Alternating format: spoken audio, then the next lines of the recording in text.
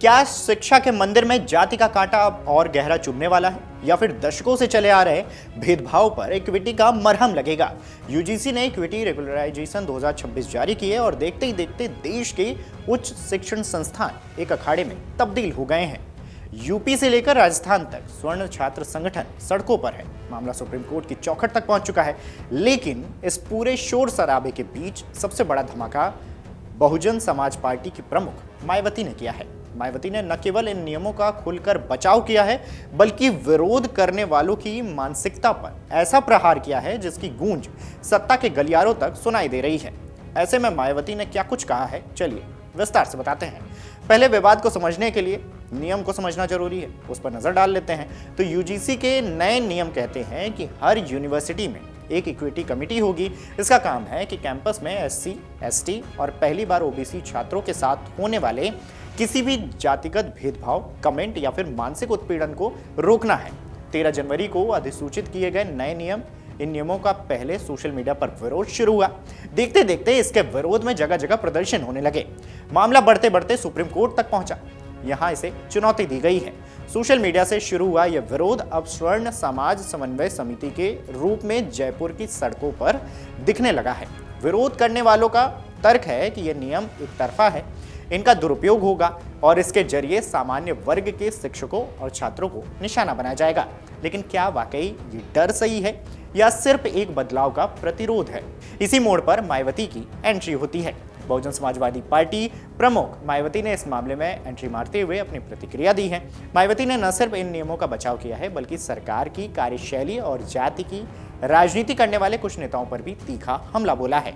मायावती ने 3 बिंदुओं में अपनी बात रखी है। पहला, जातिगत मानसिकता पर प्रहार किया है। यानी मायावती ने कहा है कि उच्च शिक्षण संस्थानों में जातिवादी भेदभाव के समाधान के लिए बनाई जा रही इक्विटी कमेटी का विरोध करना कतई उचित नहीं है। उन्होंने आरोप लगाया कि सामान्य वर्ग के केवल वही लोग इसका विरोध कर रहे हैं जो जातिगत मानसिकता रखते हैं और इसे अपने खिलाफ साजिश मान रहे हैं।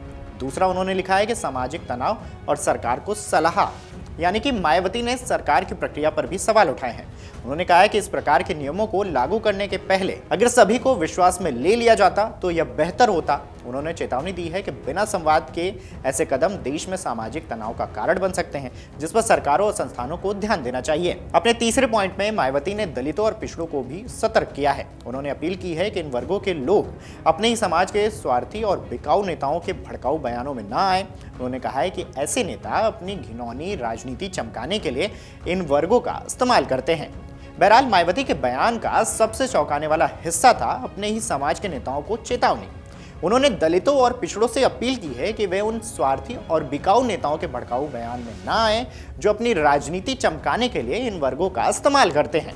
यह हमला सीधा उन नेताओं पर था जो खुद को बहुजन हितैषी कहते हैं, लेकिन मायावती के मुताबिक वे केवल अपनी कुर्सी और घिनौनी राजनीति के लिए समाज को गुमराह कर रहे हैं। मायावती का संदेश साफ था, नियमों का फायदा तब होगा जब समाज जागरूक होगा, न कि जब तब वो कुछ नेताओं के हाथ की कठपुतली बनेगा। खैर, उत्तर प्रदेश सहित कई राज्यों में छात्र संगठनों और सामान्य वर्ग के समूहों का तर्क, इन नियमों का दुरुपयोग किया जा सकता है। विरोध करने वालों का ये डर है कि उन पर झूठे आरोप लगाए जा सकते हैं। इसके साथ ही ओबीसी को भी इन नियमों में सुरक्षा देने का विरोध हो रहा है। विरोध करने वाले संगठनों का मानना है कि इस नियम का गलत इस्तेमाल किया जा सकता है और नियमों से वंचित छात्रों या फिर शिक्षकों को झूठे आरोप में फंसाया जा सकता है। यूजीसी के ये नियम अब सुप्रीम कोर्ट की दहलीज पर हैं। एक तरफ स्वर्ण संगठनों का दुरुपयोग का डर है, तो दूसरी तरफ मायावती की जातिवाद मानसिकता पर प्रहार। लेकिन इन सब के बीच सबसे बड़ा सवाल यही है, क्या भारतीय यूनिवर्सिटीज कभी जाति मुक्त हो पाएगी? इस पर आपकी क्या राय है, हमें कमेंट करके जरूर बताइएगा। अगर आप ये वीडियो YouTube पर देख रहे हैं तो हमारे चैनल को सब्सक्राइब कर बेल आइकन दबाएं और Facebook पर देख रहे हैं तो हमारे पेज को लाइक करें।